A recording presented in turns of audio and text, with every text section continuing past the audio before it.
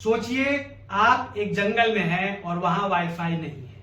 आप एक पहाड़ पे गए हैं और आप डिजिटल डिटॉक्स कर रहे हैं। आप गए हैं घूमने अपने रोजमर्रा के काम से समय निकाल के और आप खुद को वक्त देना चाह रहे हैं। एक जंगल जहां पे ना दुनिया का पता चल रहा है, ना पता चल रहा है कि दुनिया में क्या हो रहा है। आज की जनरेशन जेनजी इसको डिजिटल डिटॉक्स बोलती है। पर वापस से आप आते हैं अपने शहर, स्क्रॉल करते हैं सोशल मीडिया और आपको उन 4 से 5 दिनों की खबर मिलती है।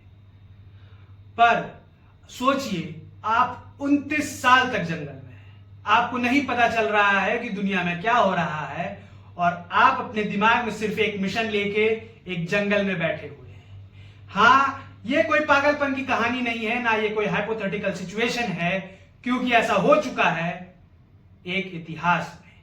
इतिहास जापान का, इतिहास वर्ल्ड वॉर 2 का, इतिहास उस लड़ाई का जिसके इंपैक्ट आज भी दुनिया पर दिखते हैं। साल था 1944, महीना था दिसंबर, जब जापान के एक कमांडर ने यह बोला कि जाओ दुश्मनों पे नजर रखो, उनके कैंप्स को बर्बाद करो और हमारे तक इंटेलिजेंस पहुंचाते रहो।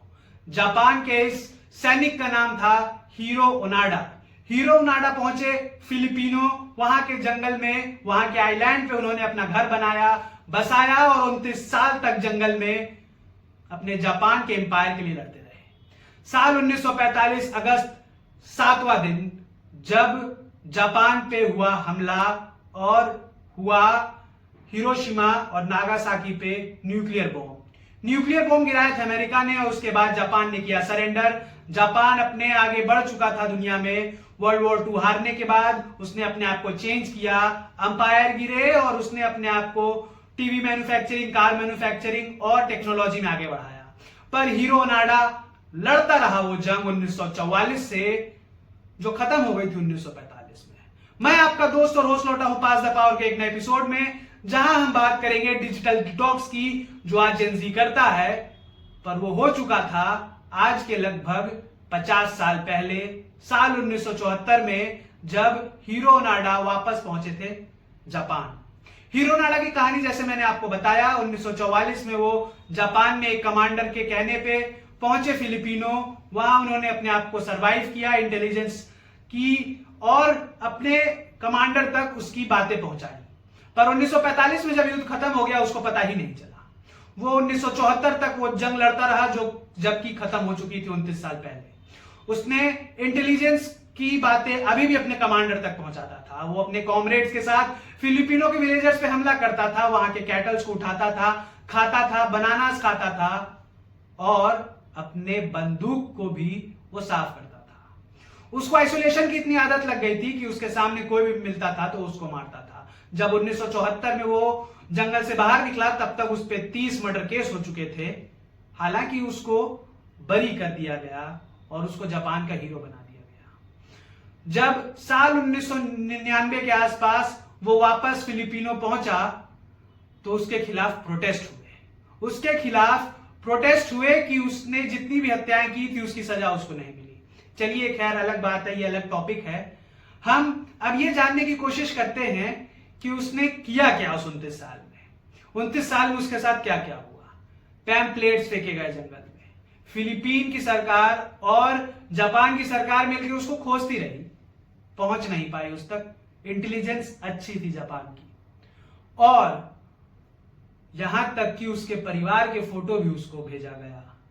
पर उसने इन सबको बोगस प्रोपेगेंडा समझा। वो अभी भी समझ रहा था कि जापान की अंपायर लड़ रही है अमेरिका से, पर उसको यह नहीं पता था कि विश्व युद्ध अब खत्म हो चुका है। साल 1974 मई का महीना, एक 24 साल का ड्रॉप आउट लड़का जिसने ये ठान रखा था कि वो उस मिसिंग सोल्जर को, उस लॉस्ट सोल्जर को खोज के निकालेगा, वो पहुंचा उसी जंगल, उसी आइलैंड पे और उसके गर्दन पे चाकू रख दिया हीरो ओनाडा ने। उससे बात करके उसने ये बताया कि अब चीजें बदल चुकी हैं और उसे जंगल से निकाला। जंगल से निकलने के बाद वो जब जापान पहुंचा, उस सिविलाइजेशन से उसको नफरत हो गई। उसको ये दुख हुआ कि जिस जापान के लिए वो लड़ रहा है वो जापान आज बचा ही नहीं है।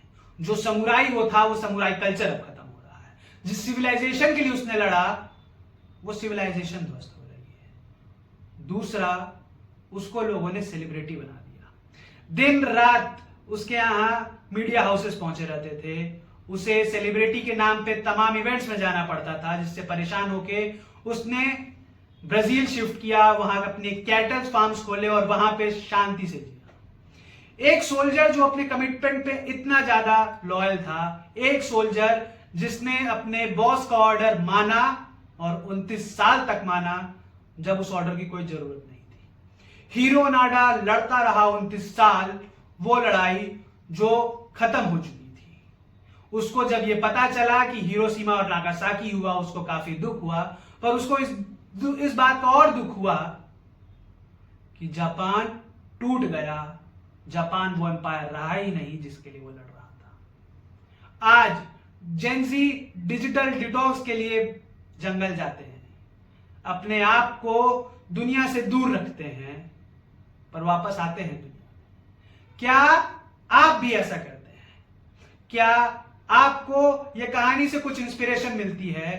और आपका क्या ओपिनियन है कि क्या हीरो नाडा पे केस चलना चाहिए था? क्या हीरो नाडा पे वो मर्डर के चार्जेस प्रूव होने चाहिए थे? क्या हीरो नाडा पे फांसी की सजा या मर्डर के चार्जेस लगने चाहिए? कमेंट करके बताएं और हमें बताएं कि ये वीडियो आपको कैसी लगी ये वीडियो, और आप आगे क्या जानना चाहते हैं। जय हिंद, जय भारत, धन्यवाद।